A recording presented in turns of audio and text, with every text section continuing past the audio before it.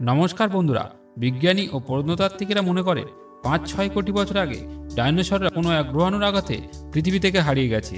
গ্রহাণুর আক্রমণে পৃথিবীর প্রাণীদের অনেকেরই হারিয়ে যাওয়ার ঝুঁকিতে আছে। তাই ভবিষ্যতে এমন দুর্যোগ মোকাবিলায় বিজ্ঞানীরা বিভিন্ন প্রাণীর কোষের নমুনা হিমায়িত করে চাঁদে পাঠাতে চান। প্রাণীর কোষের বায়োরিপ্রজেটরিতে বা পুনরুৎপাদন করার জন্যই বিজ্ঞানীরা এমন এক পরিকল্পনার কথা জানিয়েছেন। নতুন এ পরিকল্পনায় প্রাণসমৃদ্ধ পৃথিবীর প্রাণীদের রক্ষা করার জন্য চাঁদে একটি লাইব্রেরির মতো বায়োরিপ্রজেটরি স্থাপনের প্রস্তাব করা হচ্ছে।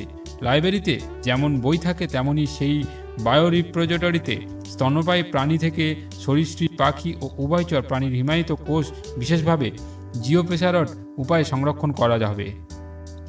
পৃথিবীতে কোনো কারণে প্রাণ নিশ্চিহ্ন হয়ে গেলে সেই কোষ নতুন জীবন তৈরি করতে ও ক্লোনের জন্য ব্যবহার করা যেতে পারে।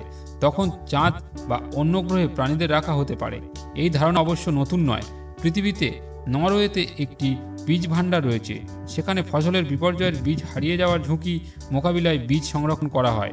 এমনই এক সংরক্ষণাগার চাঁদে তৈরির পরামর্শ দিচ্ছেন বিজ্ঞানীরা।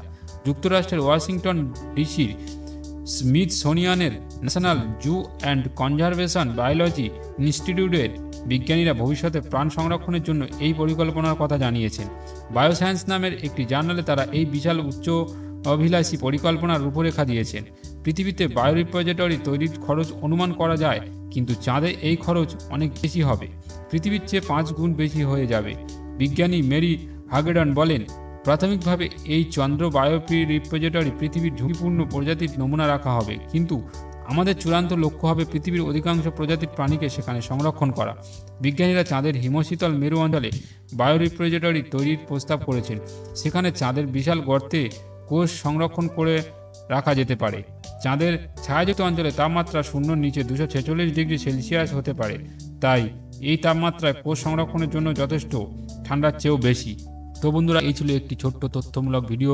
যদি ভিডিওটি তোমাদের ভালো লাগে, যদি পছন্দ হয়, যদি এটা থেকে কিছু জানতে পারো, তো প্লিজ ভিডিওতে একটি লাইক করবেন, কমেন্ট করবেন এবং শেয়ার করে অন্যদেরকে জানার সুযোগ করে দেবেন। এবং সেই সঙ্গে চ্যানেলটিকে সাবস্ক্রাইব করে আমাদের পাশে থাকবেন এই রকম ধরনের নতুন নতুন ভিডিও এলে আরও সবার প্রথমে পাওয়ার জন্য ও দেখার জন্য। তো বন্ধুরা, দেখা হবে নেক্সট ভিডিওতে। এখনকার মতো টাটা, সবাই ভালো থাকবেন ও সুস্থ থাকবেন।